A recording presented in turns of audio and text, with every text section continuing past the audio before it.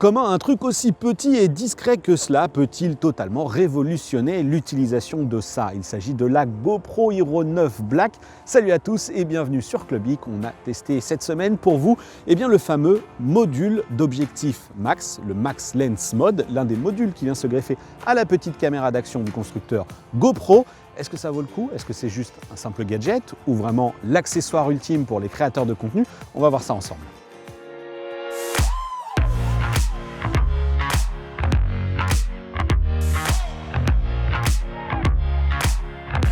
Alors je ne vais pas vous reparler ici en détail du test de cette GoPro Hero 9 Black, vous l'avez peut-être déjà vu passer, il est en ligne sur clubic.com avec plusieurs vidéos également.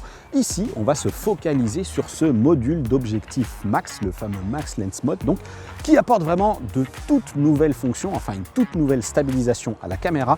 En fait, c'est un mix avec la technologie HyperSmooth 3.0, qui est la stabilisation un petit peu basique pour ces action cam, mais déjà très efficace, et celle qui est intégrée à la GoPro Max, la caméra à 360 du constructeur américain.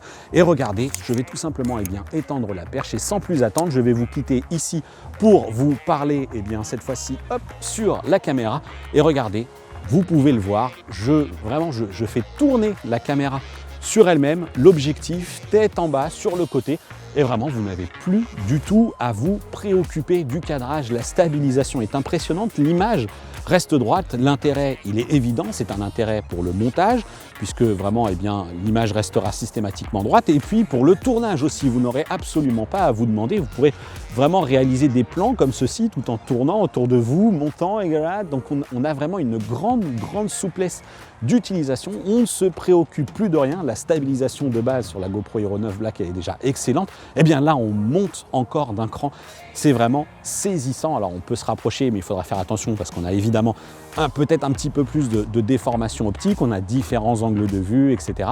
Il faut aussi savoir que c'est une conception optique du module qui permet cette super stabilisation et qui du coup rogne encore un petit peu plus sur la qualité de l'image. C'est-à-dire qu'on ne peut plus aller en 4K ou en 5K comme c'est le faire la GoPro Hero 9 Black. Il faut se contenter d'une image en 2,7K.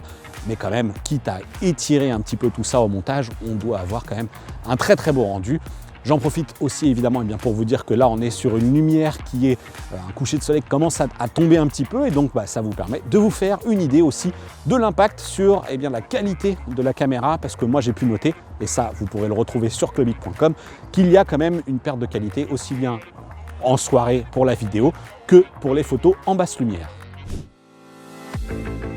Alors faut-il craquer pour ce module d'objectif max? Eh bien moi j'ai envie de dire oui, en tout cas si jamais vous êtes plutôt producteur de contenu de vidéos à sensation forte. Parce que c'est vrai que si l'idée c'est juste d'avoir une caméra comme ça et de la tenir à bout de bras, la stabilisation HyperSmooth 3.0 qui est de base intégrée dans les GoPro Hero 9 fera largement l'affaire. Pour tous les autres, considérez vraiment l'achat de cet accessoire. Certes, c'est un accessoire assez cher, il est vendu tout de même 100 €, 70 € si jamais vous êtes abonné à l'offre GoPro+, puisque vous aurez une remise de 30%, mais vraiment ça métamorphose cette petite caméra, grande souplesse d'utilisation, des plans vraiment originaux et simples, et ça c'est vraiment ce qu'on demande lorsqu'on est dans le feu de l'action.